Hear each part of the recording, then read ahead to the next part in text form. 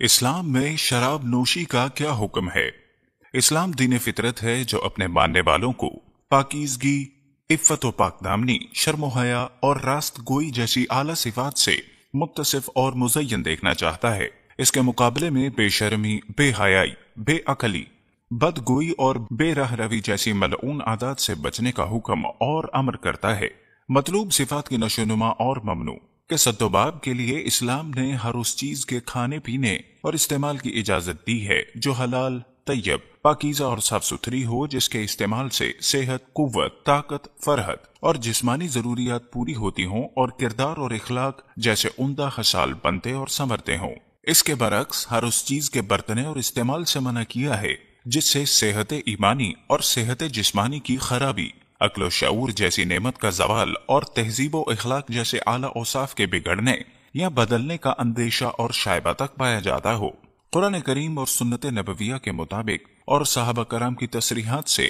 حلال و حرام کی وضاحت ہو چکی ہے، جن کی تفصیلات اور تشریحات فقہائے دین کے ذریعے اور علماء کرام کے ذریعے امت مسلمہ کے سامنے پیش کرتے آئے ہیں۔ ایک مسلمان کے لیے جس طرح نماز، روزہ، زکوٰۃ اور حج کی فرضیت کا عقیدہ رکھنا، ان کا علم حاصل کرنا اور ان پر عمل کرنا فرض اور ضروری ہے، اسی طرح شراب، جوا، سود، زنا اور چوری کی حرمت کا عقیدہ رکھنا، اس کی حرمت کا علم حاصل کرنا اور اس سے بچنا بھی فرض اور ضروری ہے۔ قرآن مجید میں شراب کی حرمت ترجیحاً بیان ہوئی ہے۔ شراب کے رسیہ عرب معاشرے نے شراب کے متعلق سوال کیا تو اللہ نے جواب ان الفاظ میں دیا: آپ سے شراب اور جوئے کی نسبت سوال کرتے ہیں، فرما دیں ان دونوں میں بڑا گناہ ہے اور لوگوں کے لیے کچھ فائدے بھی ہیں، مگر ان دونوں کا گناہ ان کے نفع سے بڑھ کر ہے۔ شراب کی بابت سوال کے جواب میں اللہ نے واضح طور پر فرمایا: اگرچہ شراب اور جوئے میں بظاہر کچھ فائدہ ہے، لیکن ان کا گناہ اور نقصان ان کے فائدے سے شدید تر ہے۔ ہر آدمی جانتا ہے کہ شراب پینے سے عقل جاتی رہتی ہے، اور یہی عقل انسان کو تمام برائیوں اور افعال غیر شرعی سے بچاتی ہے۔ اس آیت کے نزول کے بعد بہت سی محتاط طبیعتوں نے مستقل طور پر شراب نوشی ترک کر دی۔ پھر کسی موقع پر نماز مغرب ہو رہی تھی، امام صاحب نے نشے کی حالت میں سورہ الکافرون میں لا اعبد ما تعبدون کی جگہ اعبد ما تعبدون پڑھا، جس سے معنی میں بہت زیادہ تبدیلی آ گئی، یعنی شرک سے اظہار برات کی جگہ شرک کا اظہار لازم آیا تو اللہ نے فوراً یہ آیت نازل فرمائی: اے ایمان والو، تم نشے کی حالت میں نماز کے قریب مت جاؤ یہاں تک کہ تم وہ بات سمجھنے لگو جو کہتے ہو۔ سورہ النساء۔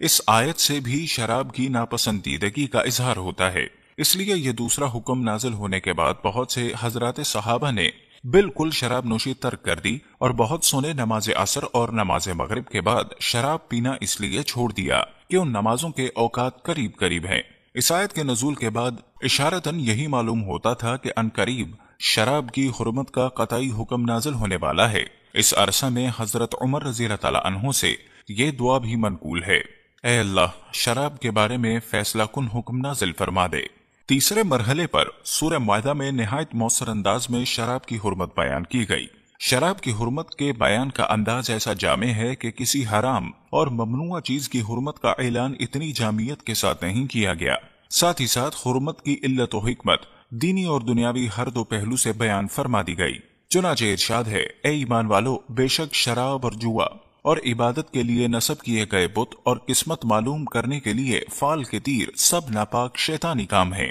سو تم ان سے پرہیز کرو تاکہ تم فلاح پا جاؤ۔ شیطان یہی چاہتا ہے کہ شراب اور جوئے کے ذریعے تمہارے درمیان عداوت اور کینہ ڈلوا دے اور تمہیں اللہ کے ذکر سے اور نماز سے روک دے۔ کیا تم ان شر انگیز باتوں سے باز آؤ گے؟ احادیث مبارکہ سے اس حرمت کی مزید وضاحت یوں ہوتی ہے کہ حضرت ابن عمر رضی اللہ تعالی عنہما بیان کرتے ہیں، نبی صلی اللہ علیہ وسلم نے فرمایا: ہر نشہ آور چیز شراب ہے اور ہر نشہ آور شے حرام ہے، اور جس شخص نے دنیا میں شراب پی اور وہ شراب کا عادی توبہ کیے بغیر مر گیا تو وہ آخرت میں شراب نہیں پیے گا، یعنی شرابی جنت کی شراب سے محروم رہے گا۔ شراب کی قلیل اور کثیر مقدار حرام کر دی گئی ہے، اور ہر مشروب جس سے نشہ آئے حرام ہے۔ اسلام میں شراب پینے کی حرمت کے ساتھ شراب کی خرید و فروخت بھی حرام قرار دے دی گئی، جیسے حضرت جابر بن عبداللہ رضی اللہ تعالی عنہ نے فتح مکہ کے سال رسول صلی اللہ علیہ وسلم کو فرماتے ہوئے سنا: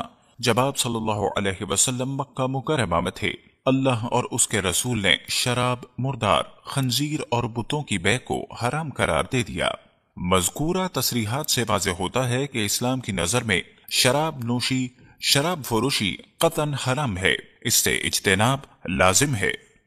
اگر آپ کو ہماری یہ ویڈیو اچھی لگی ہو تو اس ویڈیو کو لائک اور اپنے دوستوں کے ساتھ فیس بک اور واٹس ایپ پر ضرور شیئر کیجیے گا، اور ابھی تک اگر آپ نے ہمارے اس چینل کو سبسکرائب نہیں کیا تو ضرور سبسکرائب کر لیجیے گا اور بیل آئیکن کو کلک کرنا مت بھولیے گا تاکہ ہماری ویڈیوز سب سے پہلے آپ تک پہنچتی رہیں۔ Thanks for watching.